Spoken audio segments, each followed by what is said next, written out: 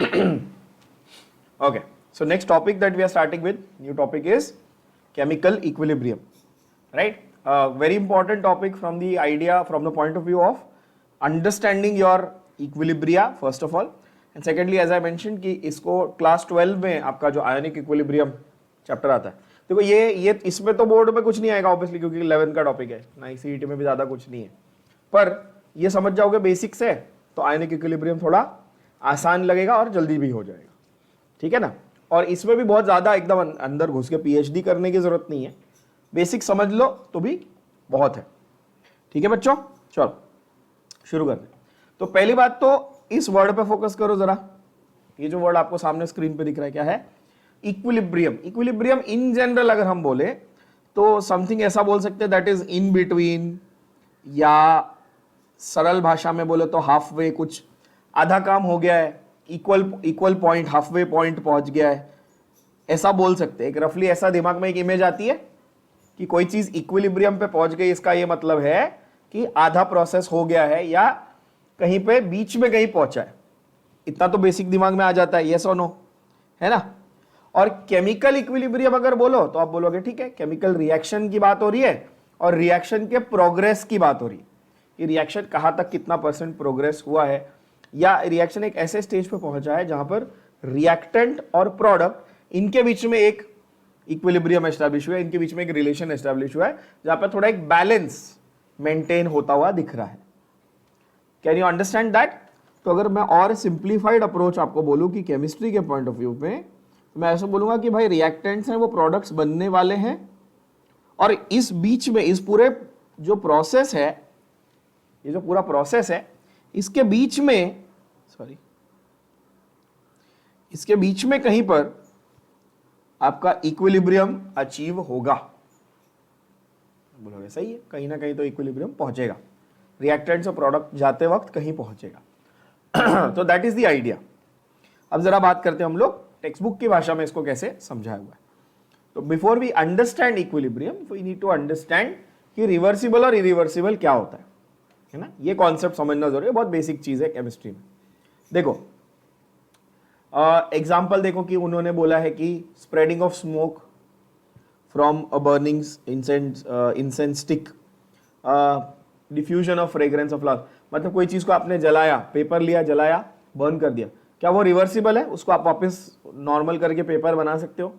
आप doctor strange तो है वो नहीं, है ना, वो मार्वल कौन, डॉक्टर स्ट्रेंज ना, हाँ डॉक्टर स्ट्रेंज तो हो नहीं आप मार्वल वाले, कि एप्पल आधा खाया और फिर ऐसे घुमा के उसको टाइम को पीछे कर दिया, है कि नहीं? तो सीधी बात है, तो वो ये सारी चीजें रिवर्सिबल तो आप नहीं कर सकते हो, है ना।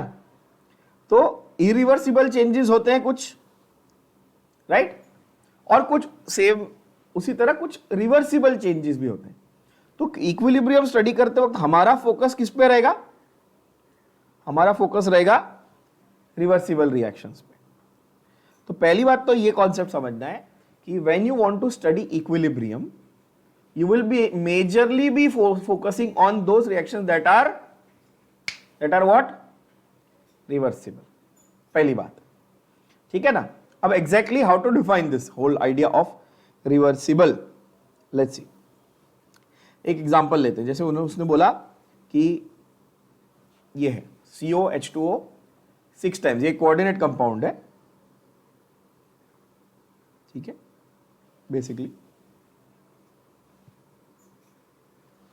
और उसका आपने क्लोरीन के साथ में जो भी रिएक्शन वो किया हुआ है, और ये एक रिवर्सिबल प्रोसेस फॉर्म करता है। हाउ डू यू नो ये रिवर्सिबल है ये प्रोसेस?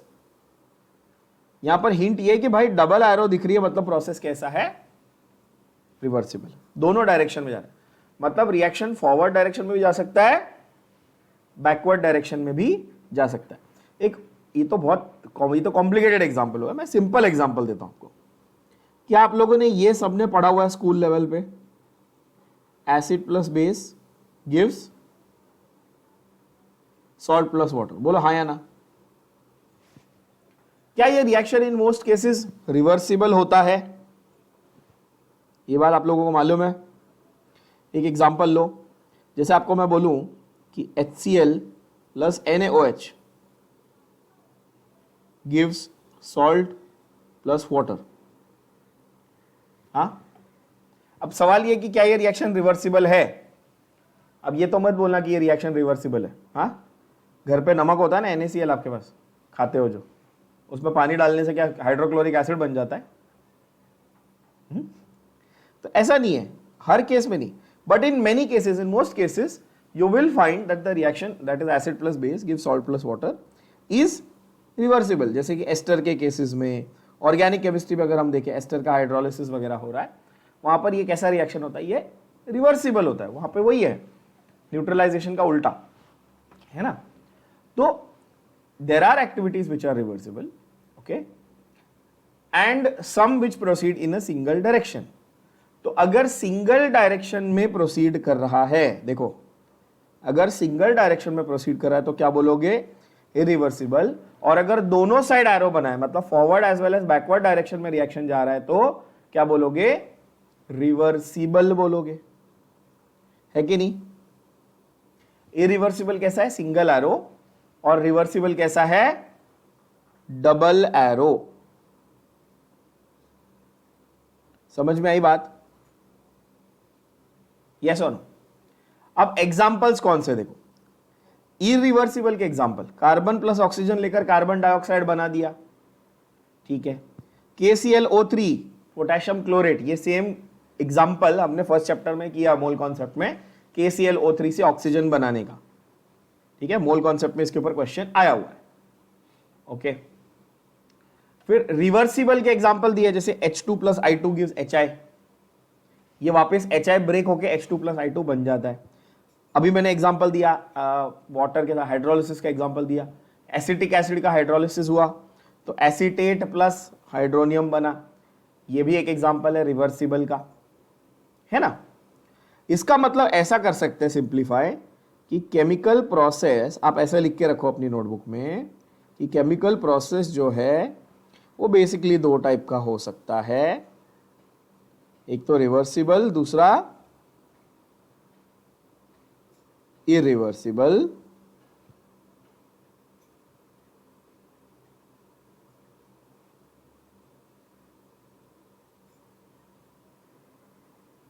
अगर रिवर्सिबल है तो इसको सिंगल एरो से दिखाने का, और सॉरी, अगर रिवर्सिबल है तो इसको डबल एरो से दिखाने का,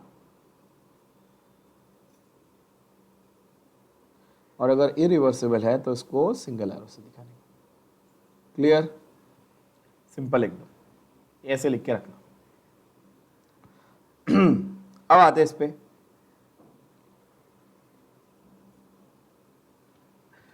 the reactions that do not go to completion and occur in both directions simultaneously। Reversible को अगर हम लोग डिफाइन करें केमिस्ट्री के हिसाब से तो क्या बोलता है,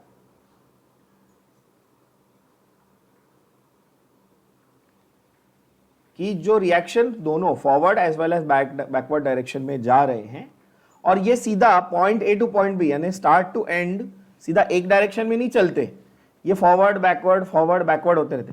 तो मुझे बताओ कि अगर ये फॉरवर्ड बैकवर्ड हो रहे हैं तो क्या ये रियलिटी में कभी भी अपने एंड पॉइंट, कभी भी कंप्लीशन तक पहुंचेंगे क्या, कभी भी कंप्लीशन तक पहुंच पाएंगे, नहीं पहुंच पाएंगे, है कि नहीं। अगर आप पॉइंट ए और पॉइंट बी के बीच में पहले थोड़ी देर इधर जाते हो, थोड़ी देर इधर जाते हो, थोड़ी देर इधर जाते हो, थोड़ी देर इधर जाते हो, तो आप कभी भी अपने फाइनल डेस्टिनेशन पॉइंट बी पे पहुंच ही नहीं पाओगे। तो लॉजिकल बात है ना। अल गजाली नाम के बहुत फेमस फिलोसोफर हुआ करते थे 12th सेंचुरी में। हाँ, उन्होंने एक बहुत अच्छा एग्जाम्पल दिया था, आप शायद सब लोगों ने सुना भी होगा, कि एक डोंकी, एक गधा है बेसिकली, है ना, जिसको यहाँ रख दिया है, ये समझो ये डोंकी है, और इधर इधर घास रखी है, उसको घास खानी है, और इधर पानी रखा है, और the donkey is equally hungry and equally thirsty, मतलब उसको भूख भी बहुत लगी है और प्यास भी बहुत लगी है। तो वो आधे रास्ते यहाँ जाता है, फिर उसको लगता है नहीं मेरे को प्यास ज़्यादा लगी, फिर इधर आता है, तो नहीं मेरे को भूख ज़्यादा लगी है। ऐसे करते करते वो मर जाएगा, ना ही वो खाना खाएगा ना ही वो पानी पिएगा, है ना। ये बस यही लॉजिक यहाँ लगाओ, फिलॉसफी का लॉजिक यहाँ लगाओ, देखो। तो भाई रिवर्सिबल रिएक्शन अगर हम लोग डिफाइन करने जाएं तो ये तो ऐसे हो जाएंगे ना कि it will never occur, it will never go to completion, it will never reach the point of completion. बोलो यस और नो। अब आपका अगला सवाल ये होगा कि जब ये कंप्लीट ही नहीं होने वाला तो आप हमको पढ़ा क्यों रहे हो, हम क्यों रिएक्शन याद करें, हम क्यों पढ़ें? एज ए स्टूडेंट आपका ये नेक्स्ट लॉजिकल क्वेश्चन होगा, राइट? तो भाई फंडा ये है कि ये रिएक्शंस रिवर्सिबल हैं, अग्रीड, बट हम अपनी तरफ से कोशिश ये करते हैं कि जो फॉरवर्ड रिएक्शन है, देखो फॉरवर्ड और बैकवर्ड दोनों हो रहा है ना, हम प्रेफर ये करते हैं कि अगर हमें रिएक्टेंट से प्रोडक्ट पहुंचना है तो हम फॉरवर्ड रिएक्शन को ज्यादा बढ़ाएं और बैकवर्ड रिएक्शन को कंट्रोल करें, तब जाके हमारा केमिकल रिएक्शन आगे बढ़ेगा। समझ में आ रही बात? क्या बोल रहा हूं मैं, फिर से समझो। इसका एग्जाम्पल लो, इसका एग्जाम्पल लो, ये ठीक है। अगर आप चाहते हो कि आपको HI बनाना है, क्या बनाना है? हाइड्रो आयोडिक एसिड बनाना है आपको, HI, ठीक है। आपको मालूम है कि ये reaction forward as well as backward direction में जा रहा है, HI तक पहुंचना है आपको, ये प्रोडक्ट चाहिए, तो क्या आप ये चाहोगे कि फॉरवर्ड डायरेक्शन में रिएक्शन चलता रहे और बैकवर्ड डायरेक्शन जो है वो उसको आप कंट्रोल करो, उसको आप रिस्ट्रिक्ट करो? क्या ये लॉजिकल लग रहा है आप लोगों को? सही बात बोल रहा हूं? That is how we perform chemical reactions, है ना, कि नेचर चाहता है कि फॉरवर्ड बैकवर्ड हो, पर हम कुछ फैक्टर्स लेकर, कैसे कहीं से कैटलिस्ट डाल दिया, एनर्जी डाल दी, कुछ भी बहुत सारे फैक्टर्स लेकर हम क्या करेंगे,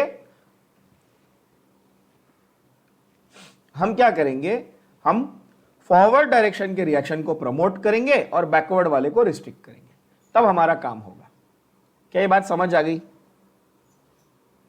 और ये लॉजिकल लग रहा है? नहीं तो ऑब्वियसली तो आप ये पूछोगे कि हम क्यों पढ़े फिर यार, जब कंप्लीशन ही नहीं हो रहा तो, है ना? तो ऐसा नहीं है भाई, हम कंप्लीट करवा सकते हैं, हम फॉरवर्ड डायरेक्शन में रिएक्शन को भेजेंगे, और वही तो हमको पढ़ना है कि कैसे हम फॉरवर्ड डायरेक्शन में भेजेंगे। That is the idea. Okay, तो रिवर्सिबल का डेफिनेशन आपको समझ में आ गया। The reactions that do not reach completion and occur in both direction simultaneously. Okay, बाकी ये जो पार्ट है, ये पूरा पैराग्राफ आप सिर्फ रीड करो, और रीड करके इग्नोर कर सकते हो, बकवास है, ठीक है, कोई बहुत बड़ी चीज नहीं। Then you have calcium carbonate का डिकॉम्पोजिशन वगैरह वगैरह उन्होंने बताया, तो ये इरिवर्सिबल है। तो ये अब ये पहला 2 पेज पूरा वही रिवर्सिबल इरिवर्सिबल रिवर्सिबल इरिवर्सिबल कंटाला आ जाएगा, और रिपीट किया उन्होंने, तो रीड करना, 2 डेफिनेशन जो बोले वो पढ़ना और छोड़ देना। ओके, अब आते हैं भाई इक्विलिब्रियम का कॉन्सेप्ट क्या है। तो इक्विलिब्रियम 2 टाइप का हम लोग पढ़ेंगे, एक है फिजिकल और एक है केमिकल। फिजिकल मतलब जो स्टेट चेंज से रिलेटेड है, फिजिकल मतलब जो किससे रिलेटेड है? स्टेट चेंज से रिलेटेड है। जैसे सॉलिड, लिक्विड, गैस, ये स्टेट है ना। अब पानी का वेपर है या लिक्विड फॉर्म है पानी का, या आइस सॉलिड फॉर्म, तीनों का कॉम्पोजिशन केमिकली तो H2O ही है ना। स्टेट बदला है, फिजिकल चेंज हुआ है कि नहीं?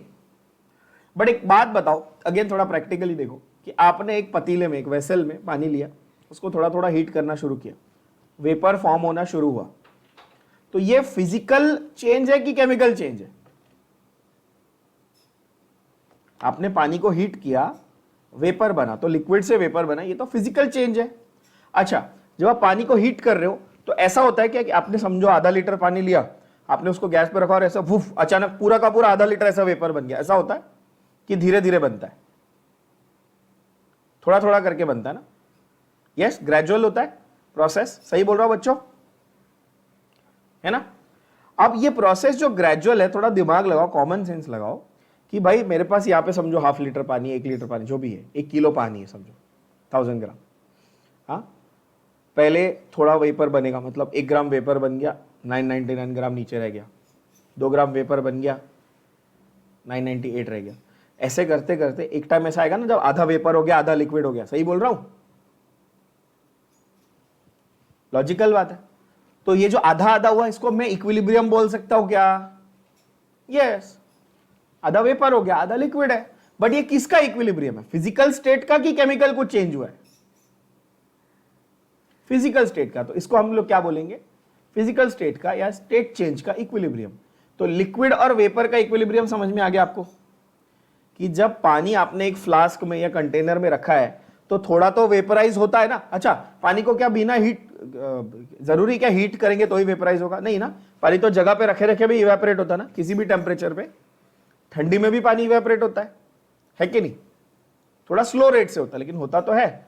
यानी कि वेपर तो हमेशा एग्जिस्ट करेगा। तो अगर मेरे पास कंटेनर है, जैसे अब ये है कंटेनर है समझो, तो यहां तक पानी है, तो बाकी का ऊपर सिर्फ हवा रहेगी कि वाटर वेपर भी रहेगा? क्या लगता है? ऑब्वियसली वाटर वेपर भी रहेगा। तो इन दोनों के बीच में, मतलब ये जो हवा है, जो एयर है और जो पानी है, इनके बीच का जो फेस है जहां पे ये दोनों मिल रहे हैं, वहां पर क्या एक तरह का इक्विलिब्रियम एग्जिस्ट करेगा कि वेपर और लिक्विड के मॉलिक्यूल्स दोनों आपस में इंटरैक्ट कर रहे हैं वहां पे, उस जगह पे, उस लेयर पे? यस? क्या ये बात समझ में आई? तो ये उसको इक्विलिब्रियम को रिप्रेजेंट कर रहा है। कौन से इक्विलिब्रियम को रिप्रेजेंट कर रहा है? ये वेपर और लिक्विड के इक्विलिब्रियम को रिप्रेजेंट कर रहा है। किसके इक्विलिब्रियम को? वेपर और लिक्विड के इक्विलिब्रियम। अग्रीड? सही बात है। ओके, तो initially there is no vapour, initially पूरा पानी आपने पूरा भर दिया, ठीक है। बट धीरे धीरे क्या होगा? when liquid evaporates, liquid molecules escape into vapor phase, right? जैसे जैसे टाइम होते जाता है वैसे वैसे और वेपर बन जाता है। Eventually the two rates become equal. मैंने क्या बताया? Rate of vaporisation and rate of condensation, both. जो गैस है वो वापस लिक्विड बनना चाहता है, कंडेंस होना चाहता है, और जो लिक्विड है वो वेपर बनना चाह रहा है। तो जब ये दोनों रेट्स इक्वल हो गए तो उसको क्या बोलेंगे? Equilibrium state. This state is known as state of equilibrium. होता है इसमें क्या? इक्विलिब्रियम में होता है क्या? In this state the number of molecules leaving the surface equals the number of molecules returning to the surface from the, मतलब जितना वेपराइजेशन हो रहा है उतना ही कंडेंसेशन भी हो रहा है। समझे? वेपराइजेशन का rate becomes equal to condensation का रेट। ये लिख के रखेंगे टेक्स्ट बुक में ऊपर, एकदम सिंप्लीफाइड वर्जन है ये इक्विलिब्रियम, स्टेट इक्विलिब्रियम का। क्या ये बात समझ आई? यस, बढ़िया, ओके, बहुत अच्छे। तो ये इंटरफेस, इन्होंने इंटरफेस वर्ड यूज किया, आप समझ गए। जो जहां वो दोनों मिलते हैं उसको इंटरफेस बोलते हैं। तो ऐसा यहां पर कुछ इक्विलिब्रियम आपको देखने मिलेगा लिक्विड और वेपर के बीच में। अच्छा, at equilibrium the pressure exerted by the molecules is obviously constant and it is known as the vapour pressure of water. ये जब इक्विलिब्रियम पॉइंट पहुंच गया तो जो गैस मॉलिक्यूल्स है ना अभी सरफेस के ऊपर, वो लिक्विड के सरफेस पे कुछ प्रेशर लगा रहे हैं। कैसे? इस तरह से। ये तुम्हारा वेसल है, ये उस वेसल के अंदर का लिक्विड है, ये उसके ऊपर जो गैस के मॉलिक्यूल्स बन के उड़ गए थे वो है, पर ये वापस कंडेंस होना चाहते हैं। हाँ, ये क्या होना चाहते हैं? वापस कंडेंस होना चाहते हैं। तो ये क्या करेंगे? लिक्विड के सरफेस पे थोड़ा थोड़ा क्या लगाएंगे? प्रेशर लगाएंगे। ये वापस लिक्विड के अंदर आने की कोशिश कर रहे, थोड़ा थोड़ा प्रेशर लगा रहे। और वेपर के मॉलिक्यूल्स लिक्विड के सरफेस पे प्रेशर लगा रहे, इसलिए इसको क्या बोलते हैं? वेपर प्रेशर बोलते हैं। क्या ये बात समझ में आई? वेपर के मॉलिक्यूल्स जो प्रेशर लगाएंगे वो वेपर प्रेशर है। क्या है उसमें कोई रॉकेट साइंस? जो एटमॉस्फेयर में प्रेशर है वो एटमॉस्फेरिक प्रेशर है, तो जो वेपर के मॉलिक्यूल प्रेशर लगा रहे वेपर प्रेशर है। क्या ही है इसमें? है कि नहीं? आप बोलोगे सही है। इसके दूसरे नाम बहुत इंपॉर्टेंट हैं। वेपर प्रेशर के दूसरे नाम हैं, अगर वेपर प्रेशर आपका इक्विलिब्रियम पे आप मेजर कर रहे हो तो उसको सैचुरेटेड वेपर प्रेशर बोलोगे, या फिर एक्वस टेंशन ऑफ वाटर। ये वर्ड जरूर सुना होगा सब बच्चों आप लोगों ने, एक्वस टेंशन ऑफ वाटर, है ना? अच्छा, थोड़ा सा कॉमन सेंस लगाओ जरा। टेम्परेचर के साथ इसको क्या होगा? थोड़ा दिमाग लगाओ, क्या बोलता हूं? टेम्परेचर के साथ जैसे जैसे मैं टेम्परेचर बढ़ाऊंगा ज्यादा ज्यादा वेपर के मॉलिक्यूल बनते जाएंगे। अग्रीड? ये बात से सब लोग सहमत हो? जितना मैं टेम्परेचर बढ़ाऊंगा उतने वेपर के मॉलिक्यूल बढ़ जाएंगे। तो यहां पर अभी जो थे अभी उसमें और मॉलिक्यूल आ गए, अब ज्यादा मॉलिक्यूल हो गए मतलब वेपर प्रेशर और ज्यादा लगाएंगे, है कि नहीं? तो वो क्या बोलता है, देखो वो क्या बोलता है, the vapour pressure increases with increase of temperature. क्या ये लॉजिकल स्टेटमेंट है? बोलो यस और नो। एकदम बढ़िया है ना। पानी के केस में, वाटर के केस में, the vapour pressure at 100 degree Celsius is 1.013 बार, यानी कि 1 atm। Now what was 1 atm? Do you all remember? 1 atmosphere was what? Was the standard pressure? बोलो yes or no। STP NTP पढ़ा है ना मैंने आप लोगों को। क्या था STP NTP? Standard temperature pressure and natural temperature pressure. Normal या नेचुरल? घोचू नॉर्मल। स्टैंडर्ड एंड नॉर्मल पढ़ा है ना। और दोनों केस में क्या बोला था? 1 atm होता है। यस। अब इस सेंटेंस को जरा ध्यान से पढ़ो बच्चों, क्या बोल रहा है वो? जब टेम्परेचर 100 डिग्री सेल्सियस होगा तब पानी का वेपर प्रेशर कितना होगा? 1 एटमॉस्फेयर के बराबर होगा। गया दिमाग में? फिर से समझो क्या बोल रहा हूं। जब टेम्परेचर 100 डिग्री सेल्सियस पहुंचेगा तब नॉर्मल पानी का वेपर प्रेशर किस पॉइंट पे पहुंच जाएगा? 1 एटमॉस्फेयर के बराबर पहुंच जाएगा। यही बात दिमाग में? अब आप बोलोगे सर इस सेंटेंस से हमारा क्या मतलब, मीनिंग क्या निकलना, हमें क्या समझ में आ रहा है? तो इस सेंटेंस से आपको यह समझ में आ रहा है, मुझे बताओ, 100 degree Celsius is boiling point of water. Yes? अरे पता है कि नहीं पता है? 100 degree Celsius is boiling point of water ना। तो इससे आपको क्या समझ में आया कि बॉइलिंग पॉइंट वो टेम्परेचर होता है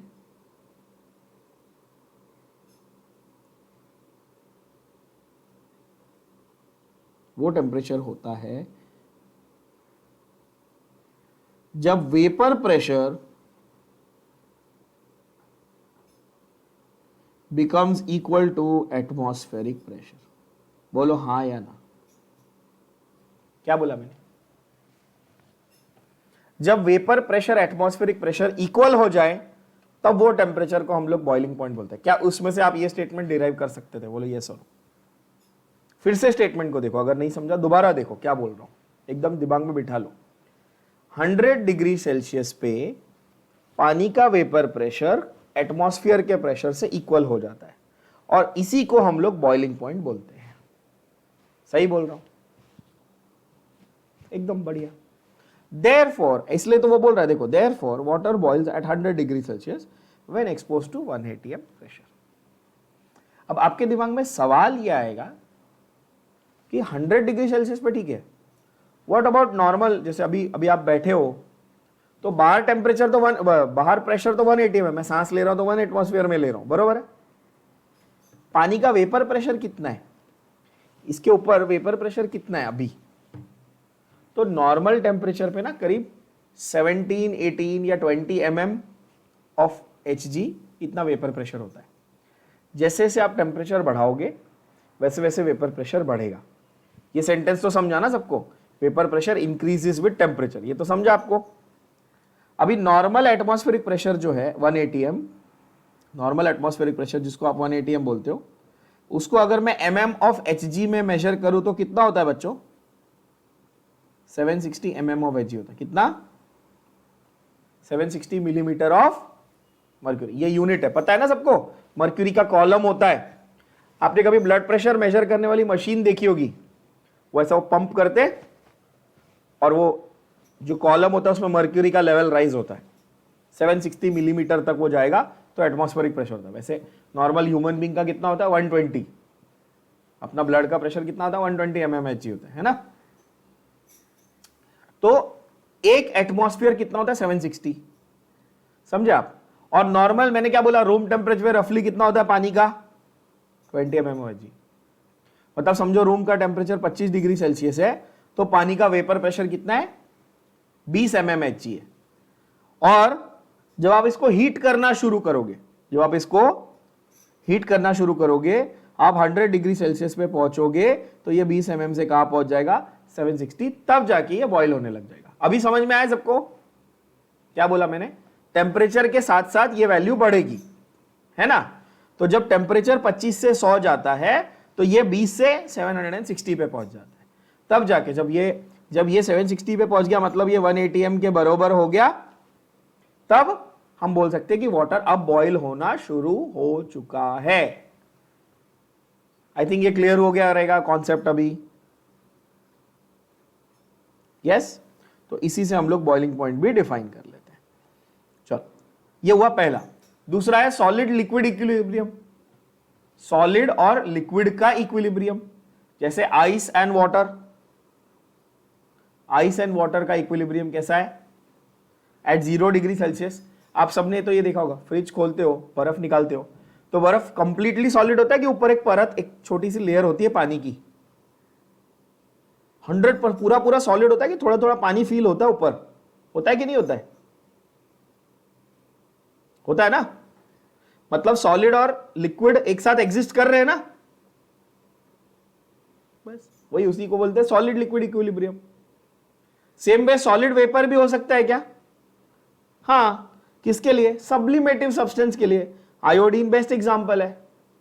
कैम्फर, कैम्फर देखा आप लोगों ने, नैफ्थलीन के बॉल्स देखे होंगे, वो जो अपन लगाते हैं ना कॉकरोच वगैरह के लिए। नैफ्थलीन तो आप लोगों को पढ़ा है मैंने ऑर्गेनिक केमिस्ट्री में, क्या होता है नैफ्थलीन, है ना, 2 बेंजीन रिंग एक साथ होती है, उसको क्या बोलते हैं, नैफ्थलीन, है ना। तो वो क्या होता है, सॉलिड से सीधा वेपर हो जाता है, यस, सॉलिड से सीधा वेपर हो जाता है। तो वहां पे कौन सा इक्विलिब्रियम एग्जिस्ट करेगा, सॉलिड और वेपर का इक्विलिब्रियम एग्जिस्ट करेगा बच्चों।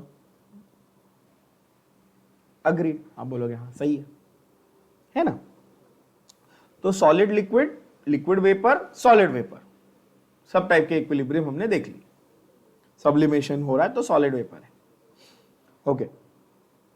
अगेन बाकी का ये पूरा पार्ट जो है ये जस्ट रीड एंड इग्नोर, ठीक है, नथिंग बहुत रेलेवेंट कुछ नहीं है इसमें, ठीक है। ट्राई दिस, वो सब ट्राई वाई करने की जरूरत नहीं। अब आते हैं केमिकल इक्विलिब्रियम। तो अभी ये जो किया ये तो फिजिकल था, स्टेट चेंज का था। अब आते हैं केमिकल बात पे, ठीक है ना, कि केमिकल रिएक्शंस में किस तरह के इक्विलिब्रियम होने वाले हैं। तो देखो यार, अगर रिएक्शन क्लोज सिस्टम में हो रहा है जहां पर रिएक्टेंट्स और प्रोडक्ट्स एस्केप नहीं हो सकते, तो 100% यील्ड नहीं मिलता कभी भी, है ना। जैसे आप अगर मान लो कि हाइड्रोजन ऑक्सीजन दोनों का रिएक्शन करके आप पानी बनाना चाहते हो। हमने फर्स्ट चैप्टर जो है उसमें law of conservation of mass पढ़ा था, पहला ही लॉज ऑफ केमिकल कॉम्बिनेशन में, कि भाई इसको जब आप बैलेंसिंग कर लोगे तो अगर ये 4 ग्राम्स है और ये 32 ग्राम्स है तो ये 36 ग्राम मिलना ही चाहिए, है ना, law of conservation of mass, correct.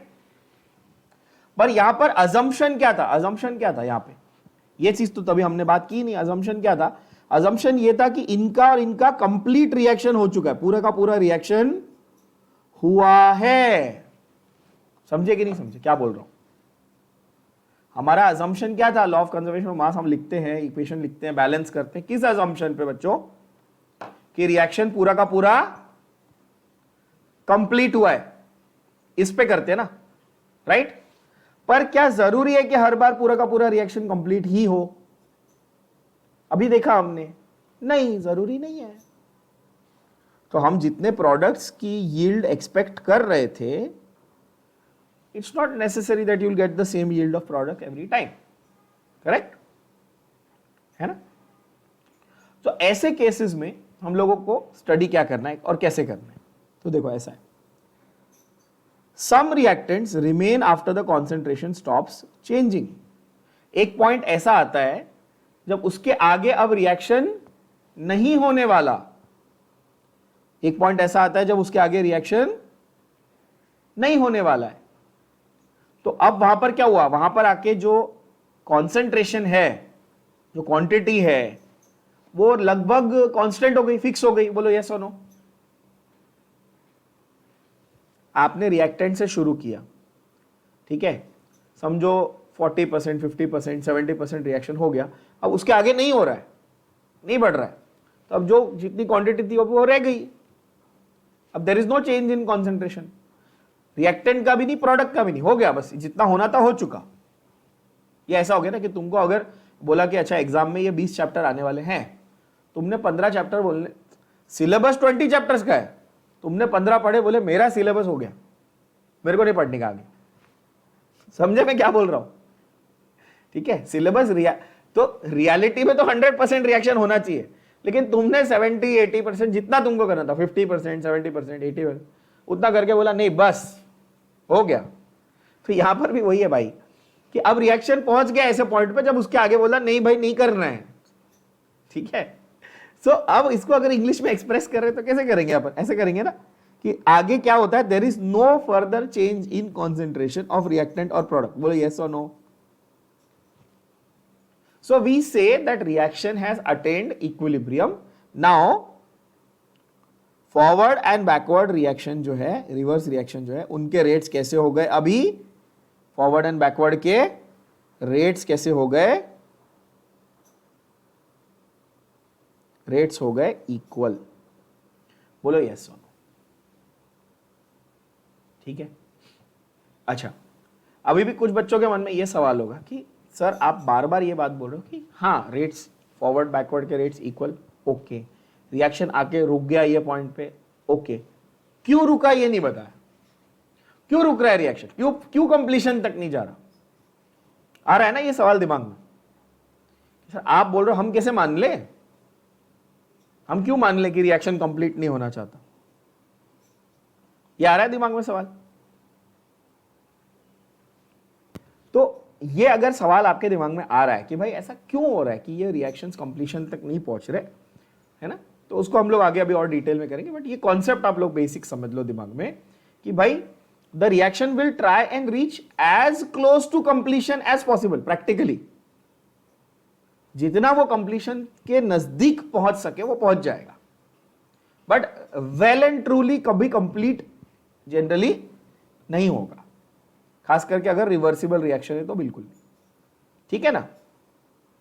Okay, again उन्होंने एक बकवास यहाँ पे observation and discussion and all that दिया हुआ है, ठीक है, again you can just read and ignore. Okay, ये जो experiment type try this at home है ना, ये सब बकवास, उसके पीछे टाइम वेस्ट मत करो, उसको रीड करो, आगे बढ़ो। मेन बात करते हैं हम लोग यहां पर, सीधा कॉन्सेप्ट्स की बात करते हैं। तो रिवर्सिबल रिएक्शन क्या है हमें समझ में आ गया, फॉरवर्ड बैकवर्ड रिएक्शन का रेट सेम होने वाला है ये समझ में आ गया। अब उसको एक्सप्रेस कैसे करेंगे mathematically as well as chemically, let's try and understand that. So to understand how to express it, you need to know the law known as the law of mass action. कौन सा law पढ़ेंगे हम लोग next बच्चों? The law of mass action. Now what does this law state? Let's try and understand. Chemical equilibrium is mathematically described in terms of equilibrium constant. मैंने अभी बताया कि mathematical expression चाहिए तो equilibrium constant हमको चाहिए रहेगा, और equilibrium constant को समझने के लिए law of mass action समझेंगे पहले, then we'll come back to equilibrium constant. क्या बोलता है law of mass action?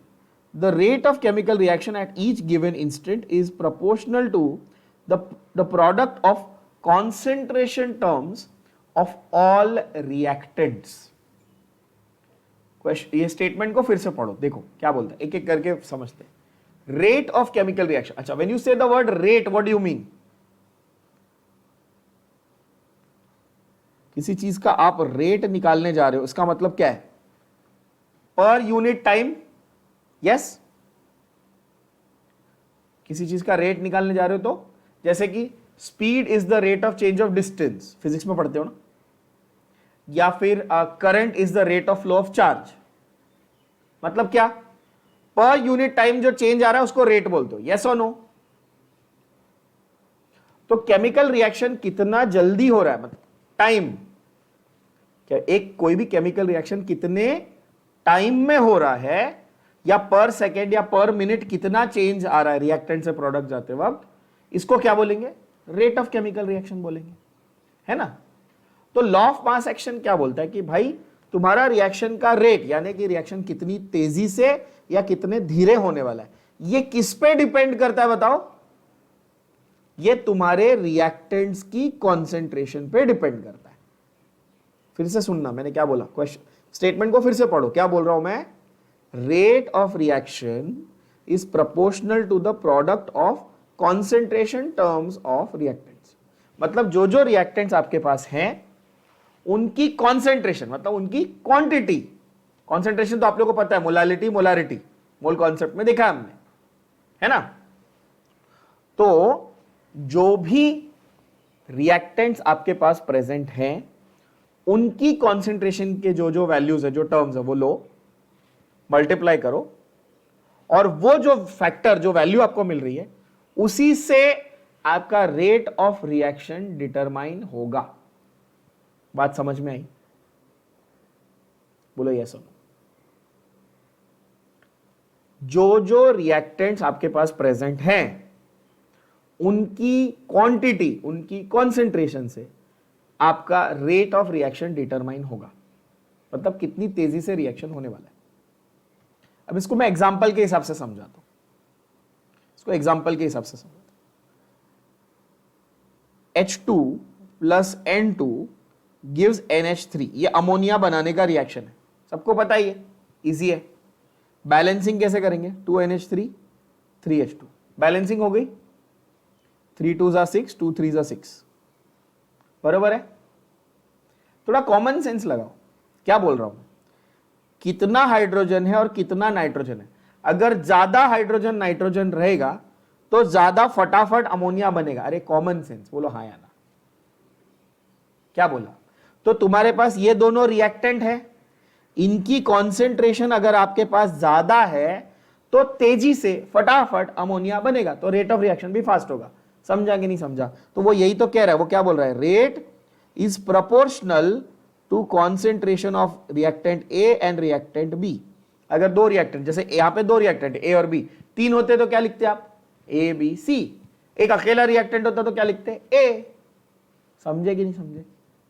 और ये जो स्क्वायर ब्रैकेट बनाया है, स्क्वायर ब्रैकेट, इसका मतलब क्या है? कॉन्सेंट्रेशन। इसका मतलब आप क्या बता रहे हो? उसकी कॉन्सेंट्रेशन बता रहे हो। क्या ये बात अब गई दिमाग में? एग्जाम्पल आया तो और अच्छे से गई दिमाग में? यस। अब जिनको ये एग्जाम्पल से भी नहीं समझा उनको और सिंपल एग्जाम्पल देता हूं। शॉपिंग करने तुम गए, तुम गरीब आदमी, और तुम्हारे साथ में सेम मॉल में गया अंबानी, मुकेश अंबानी आया। तुम जल्दी जल्दी पैसा खर्चा करोगे कि मुकेश अंबानी करेगा? किसके पास पैसा ज्यादा है, तुम्हारे पास कि अंबानी के पास? ऑब्वियसली अंबानी के पास। ख्याली पुलाव मत पकाओ, मेरे पास पैसा ज्यादा है। हाँ, ख्याली पुलाव मत पकाओ, अंबानी के पास पैसा ज्यादा है, सीधी बात है, राइट। तो इसका ये मतलब कि इसके पास कॉन्सेंट्रेशन, जो रिएक्टेंट, जो स्टार्टिंग मटेरियल, तुम्हारा स्टार्टिंग केमिकल रिएक्शन में तुम्हारा स्टार्टिंग मटेरियल क्या है? रिएक्टेंट है। शॉपिंग करने गए, तुम्हारा स्टार्टिंग मटेरियल क्या है? पैसा है कि नहीं? तो जब ज्यादा पैसा, जल्दी जल्दी खर्चा करो, तो ज्यादा कॉन्सेंट्रेशन है रिएक्टेंट की, जल्दी जल्दी रिएक्शन करो, तो रेट डिटरमाइन हो गया। बोलो हाँ या ना, यस और नो। ये एग्जांपल से नहीं समझा तो छोड़ दो पढ़ाई, फिर नहीं समझेगा। अब इससे ज्यादा इजी तो नहीं समझा सकते, ठीक है। आई होप अब तो क्लियर हो गया होगा कि कॉन्सेंट्रेशन यानी कि क्वांटिटी कितनी है रिएक्टेंट की, ये डिसाइड करेगा। क्लैरिटी? यस। अब ये लॉ ऑफ मास एक्शन का जो स्टेटमेंट है उसको मैथमेटिकली कैसा एक्सप्रेस किया, तो ये रहा, rate is proportional to concentration of A into concentration of B. Yes और नो?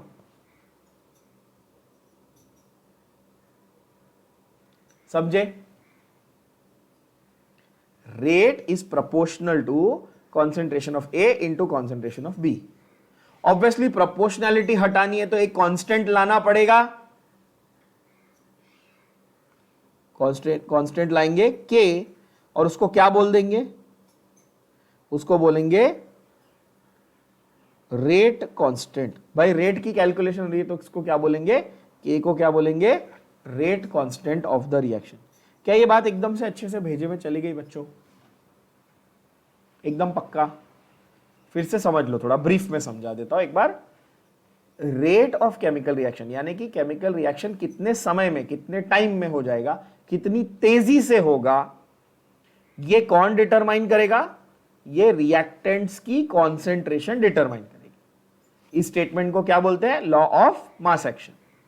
ठीक है, मैथमेटिकली कैसे एक्सप्रेस करते हैं, rate is proportional to concentration of A, ये स्क्वायर ब्रैकेट मतलब इसको रीड कैसा करेंगे, concentration of A into concentration of B.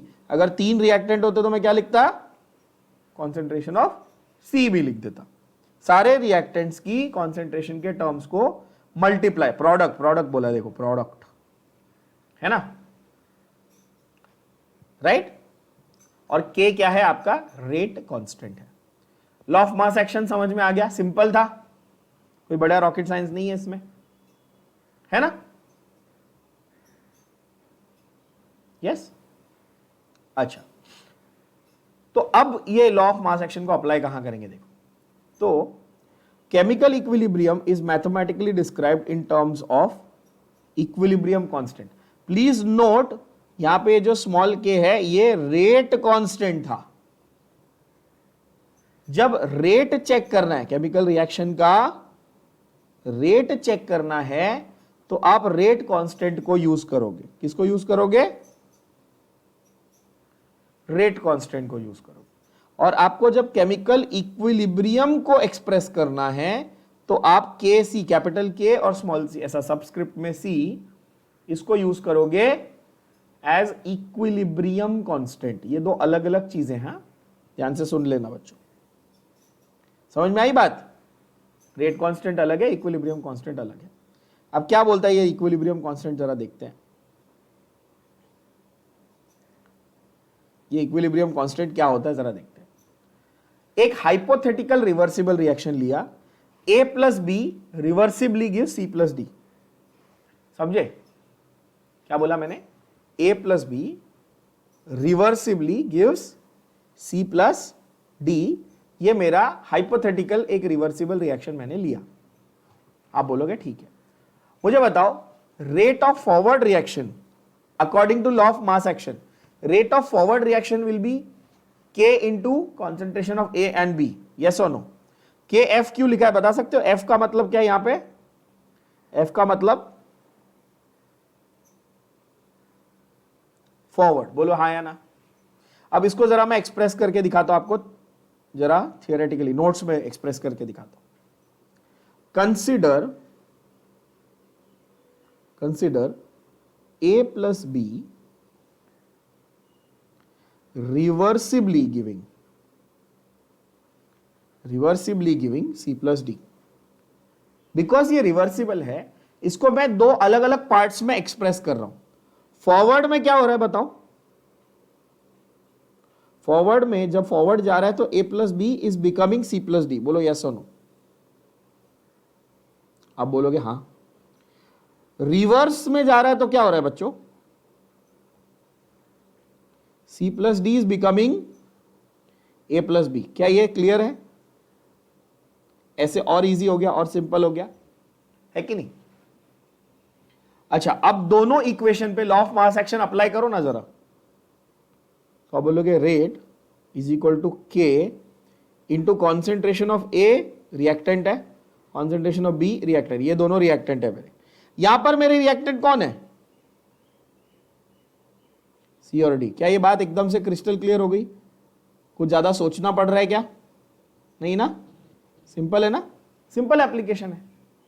अभी मैं यहां पर के एफ और के आर लिख दूंगा तो और इजी हो जाएगा। अच्छा हाँ, फॉरवर्ड एंड रिवर्स, समझ गए। तो rate of forward reaction, rate of backward reaction, है ना। आप बोलोगे हाँ सही है। अच्छा, रिवर्सिबल है, इसका डेफिनेशन क्या बोला था मैंने, rate of forward reaction is equal to rate of backward reaction. अब समझ गए। आप बोलोगे अच्छा, मतलब कि के एफ इंटू ए और B is equal to K R, sorry, is equal to K R into C और डी, बरोबर है। ये दोनों को इक्वेट कैसा किया बताओ जरा, बाय डेफिनेशन, क्योंकि rate of forward reaction is equal to rate of backward reaction. क्या दिमाग में गया कि नहीं गया, क्या बोल रहा हूं, एकदम बढ़िया है ना। बस इतना सिंपल है यार बच्चों, लॉ ऑफ मास एक्शन सीख लिया ना तो सब सॉर्ट है। तो रेट ये समझ गया कि भाई rate of forward is K F into A B, rate of reverse is K R into C D, but because equilibrium है तो rate forward is equal to rate reverse. आप बोलोगे हाँ, तो K F into A B is equal to K R into C D, तो K F by K R is C D, और ये जो रेशियो है ना के एफ बाय के आर, इसी को बोलते हैं इक्विलिब्रियम कांस्टेंट। समझे,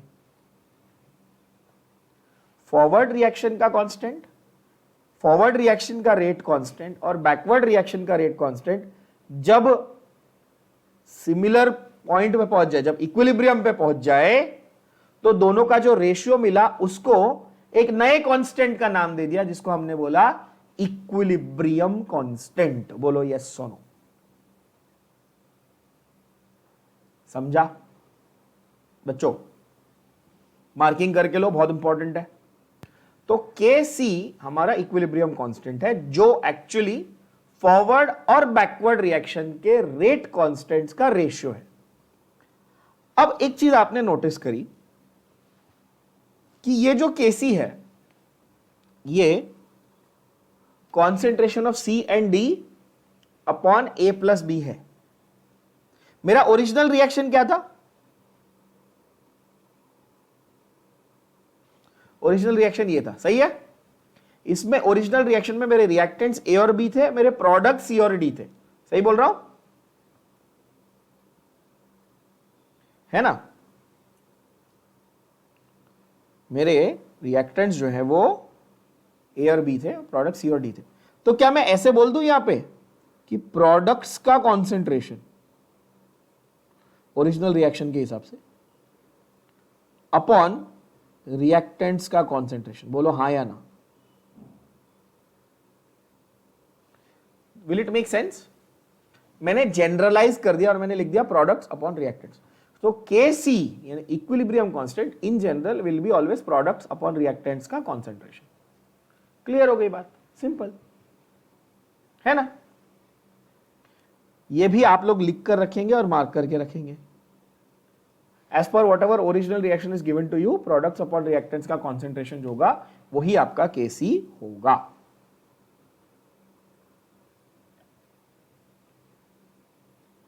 है ना।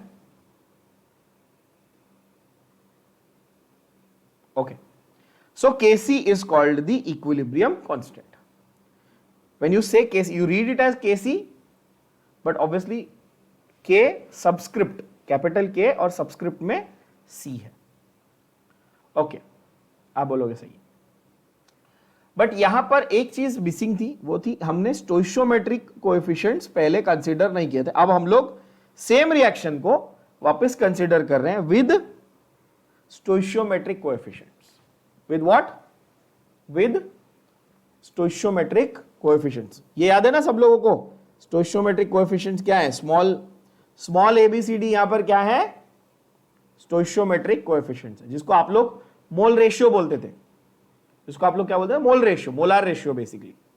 जो हम लोगों ने बैलेंसिंग में जो नंबर लिखते ना आगे, उसको बोला था। अब इंपॉर्टेंट टू नोट ये है, ध्यान से सुनना, कि जो स्टोइशियोमेट्रिक कोएफिशिएंट यहां पर आगे लिखते हो आप, रिएक्टेंट या प्रोडक्ट के आगे जो नंबर लिखा होता है ना, वो इक्विलिब्रियम कांस्टेंट का इक्वेशन लिखते वक्त पावर यानी एक्सपोनेंट बन जाता है। क्या बन जाता है? ये एक्सपोनेंट बन जाता है, पावर बन जाता है। ठीक है, मैं जूम करके दिखाता हूं, ध्यान से देखना। ये दिख रहा होगा एकदम अच्छे से, मुंह में घुसा दिया है जूम करके। C D A B, है ना ये वाला, मतलब C raise to C, D raise to D, A raise to A, B raise to B, ऐसा है। जो नंबर्स यहां पर रेशियो, मोल रेशियो के लिए लिखे हुए थे, कोएफिशिएंट्स थे, इक्विलिब्रियम कांस्टेंट का इक्वेशन लिखते वक्त वही नंबर्स एक्सपोनेंट बन जाते हैं। क्या ये बात समझ में आई? एक्सपोनेंट का मतलब तो समझते हो ना, रेस टू। मैथ्स में आप उसको एक्सपोनेंट्स बोलते हो, e raise to x, whatever, that's how you learn it in maths, right? Example ऐसे तो हम मानेंगे नहीं, हम एग्जाम्पल तो करेंगे ही, एग्जाम्पल के साथ करेंगे। समझो मैं ऐसे बोलूं, H2SO4 plus NaOH gives Na2SO4 plus H2O। तो यहां पर बैलेंसिंग के लिए मेरे को यहां लिखना होगा 2, यहां पे लिखना होगा नहीं Na2SO4 ना, हाँ एक H2SO4 दो OH, हाँ यहां पे आएगा 2, बरोबर, बैलेंस हो गया। यस। अब मुझे बताओ रेशियोज ABCD के जो स्टोइशियोमेट्रिक रेशियो वो ऐसे आएंगे 1:2:1:2। यस, ये 1 है, ये 2 है, ये 1 है, ये 2 है। तो स्मॉल ABCD की वैल्यू मिल गई आप लोगों को। तो इस रिएक्शन का कोई आपको बोलेगा कि KC लिखो, तो कैसे लिखोगे? प्रोडक्ट क्या है? Na2SO4 है और H2O है, और रिएक्टेंट्स क्या थे? H2SO4 थे और NaOH थे। अग्रीड कदे बच्चों? यस। अब ये देखो H2O ट्वाइस था तो इसको रेस टू स्क्वायर कर दिया, NaOH भी ट्वाइस था तो इसको भी रेस टू 2 यानी स्क्वायर कर दिया। क्या ये दिमाग में गई बात? इजी है, ये चीज दिमाग में रख लेना। क्यों?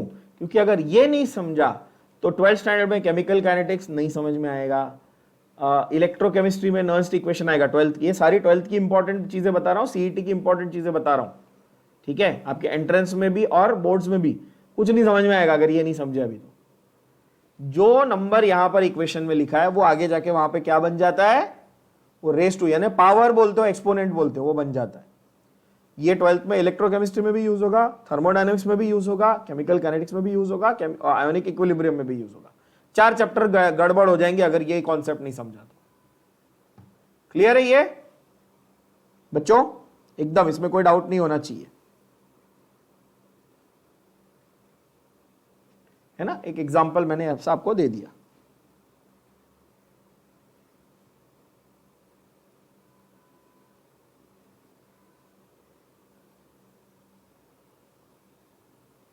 ओके, नाउ तो यहां पर उन्होंने जनरलाइज एग्जांपल दिया कि KC will be C raise to C into D raise to D into upon A raise to A, B raise to B।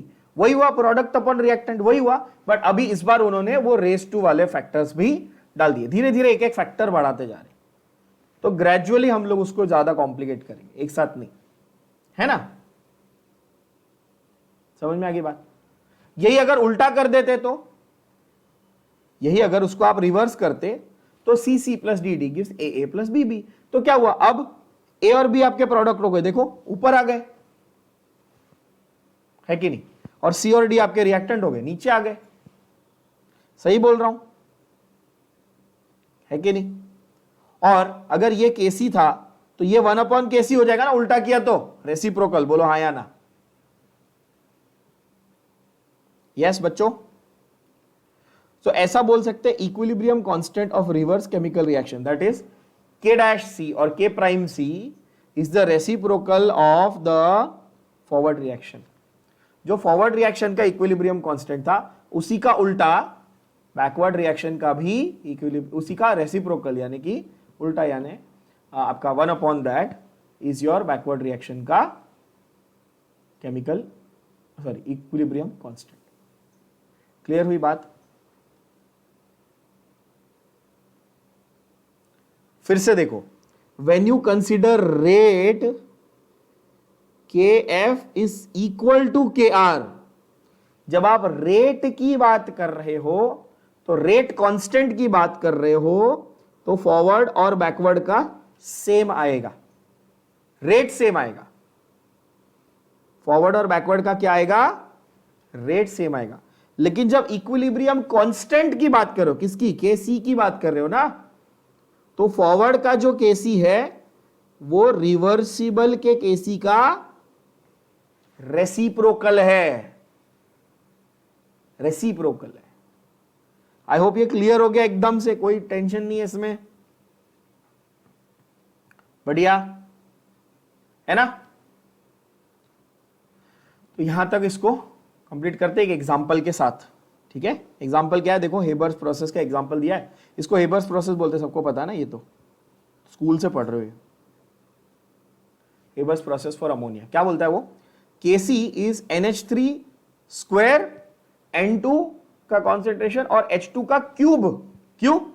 ये नंबर देखो, ये 3 और 2 दिख रहे हैं सबको? अंधे तो नहीं दिख रहा होगा।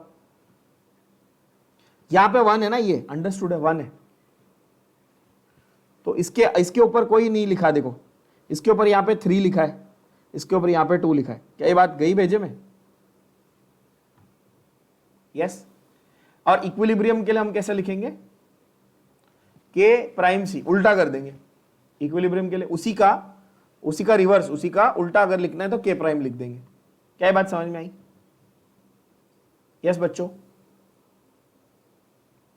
हाँ, तो यहां तक इसको अभी इस सेशन में कंप्लीट कर लेते हैं।